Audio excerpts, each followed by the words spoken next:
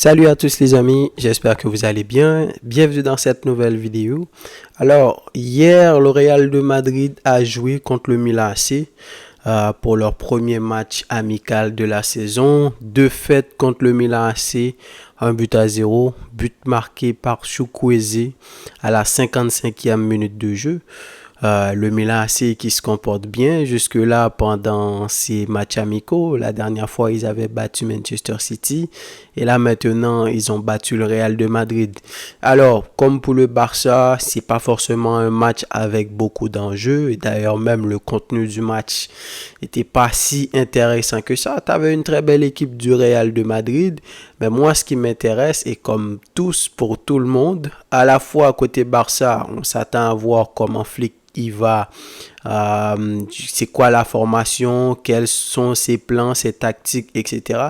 Eh bien, c'est pareil pour le Real de Madrid parce que Ancelotti a quand même perdu quelqu'un comme Toni Kroos. Il s'est fait renforcer par quelqu'un comme Endrick et Kylian Mbappé qui doit arriver. Donc forcément, on est à l'affût. Et moi, le premier, je suis à l'affût de voir comment le Real va jouer. Alors, c'était une équipe B. Pas de Vinicius, pas de Bellingham, pas de Rodrigo, Mbappé, pas de Mendy, pas de Carvajal, Nacho est déjà parti. Mais quand même, quand je regardais cette équipe B du Real là, la première chose à dire, c'est que ils font peur parce que pour le Barça, c'était à peine si je connaissais quelques joueurs. Et encore là, c'est des joueurs dont j'avais entendu parler, comme Bernal. Casado, je l'avais vu un petit peu. Hector Foyt, oui. Victor Roque, Silesen, mais à part ça, les autres gars, c'est tous de la B. Moi, je les connaissais pas vraiment. Alors que le Real a su mettre une composition d'équipe en 4-3-3 et tu te dis quand même que c'est une équipe que le Real peut faire jouer dans la Liga et gagner quelques matchs avec ça. Évidemment, il n'y aura pas tout le monde titulaire, il y aura quand même quelques joueurs clés qui vont être là, associés à quelqu'un comme Bellingham ou comme Vinicius, etc., qui peuvent te permettre de libérer de l'espace. Comme ça, on pourra voir mieux les joueurs, qu'est-ce qu'ils sont capables de faire. Quelqu'un comme Endrick, par exemple. Alors, je vous donne la composition d'équipe. C'était Courtois qui était dans les buts, Rudiger et Vallejo en défense centrale, Lucas Vazquez à droite, Garcia à gauche. Au milieu de terrain, tu avais Modric, Ceballos et Martin. Et en attaque, Arda Güler, Endrick et Brahim Diaz. Donc Vallejo, c'est quelqu'un qu'on a déjà vu. À part Mario Martin, lui, je le connais pas, qui avait joué en 6. Mais sinon, les autres, c'est Arda Güler, qui était là la saison dernière. Tu as Brahim Diaz qui clairement cette saison va avoir une place beaucoup plus importante dans cette équipe-là. C'est pour ça que je demande à voir quand tout le monde va être là, comment Ancelotti va mettre en place son effectif. Lui d'ailleurs qui a dit que pour lui le mercato était terminé et quand je regardais son équipe hier soir, je vais vous dire que quand même je le comprends. Donc t'as Modric encore une fois qui est encore là et on sait tous ce que représente Modric. Évidemment il n'aura pas encore une fois comme l'année passée, il n'aura pas une place, une première place dans cette équipe là. Je pense qu'il va sortir sur le banc.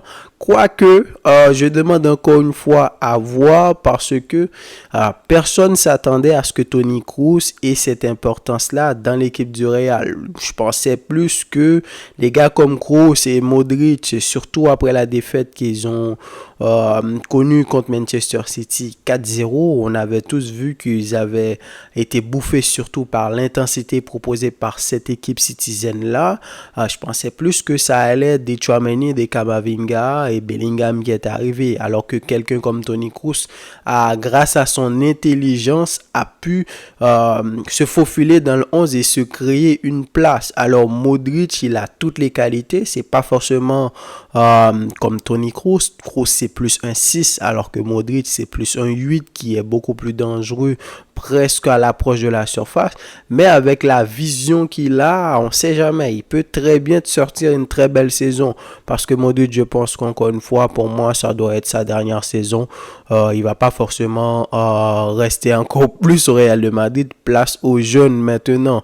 Arda Güler, qui a quand même joué un très bon match. Il est sorti à la mi-temps, je pense. Ancelotti a presque changé son équipe à la mi-temps. Et ce petit-là, encore une fois, tout comme Brahim Diaz, il aura une place extrêmement importante. Et surtout, j'aime ses conduites de balle. Tu vois, c'est un gars, quand il reçoit le ballon, tu vois tout de suite qu'il sait ce qu'il fait. Et déjà, il a déjà eu une partie de saison incroyable. Surtout quand le Real avait déjà gagné le titre. Donc, il a pu jouer, marquer des buts, etc. Donc, je pense que lui aussi, il peut gagner sa place. Maintenant, même si le gars, il a 16-17 ans, et Arda Güler, il doit avoir 18-19 ans, je crois. Donc, dès que le gars, il est capable de jouer, il faut gagner sa place. Alors, Ancelotti, c'est pas le genre de coach, en tout cas, à prioriser les jeunes. Lui, il a son équipe type. Évidemment, quand tout le monde va être là, il va faire jouer les gars qu'il connaît d'abord, et ensuite quelqu'un comme Brahim Diaz, je dis, a plus ou moins sa place devant Arda Güler.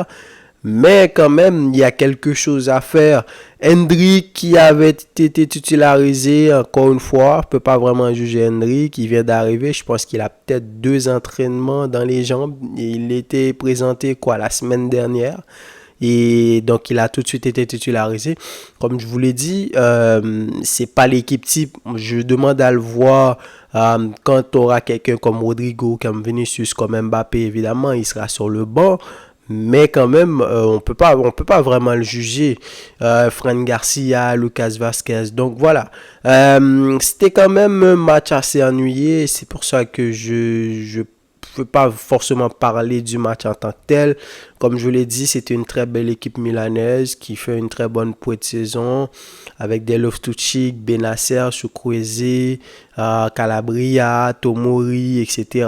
Donc, sortie de banc, t'as des Kalulu, des Pulisic et Jovic, que ça faisait longtemps que je l'avais pas vu. Vous vous souvenez de ce gars-là qui était venu au Real de Madrid, là, qui était censé être le nouveau Gareth Bale, mais il est à Milan maintenant. Très bonne pioche pour eux. Je sais pas depuis combien de temps qu'il est là. Donc, très belle équipe milanaise qui a battu le Real de Madrid 1-0.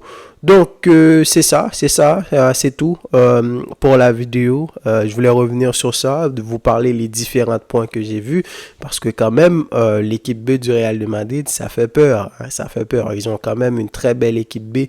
Tu vas rajouter des Mbappé, des Bellingham, des Vinicius, des Rodrigo, des Camavinga, Tchouaméni et tous les autres qu'on connaît.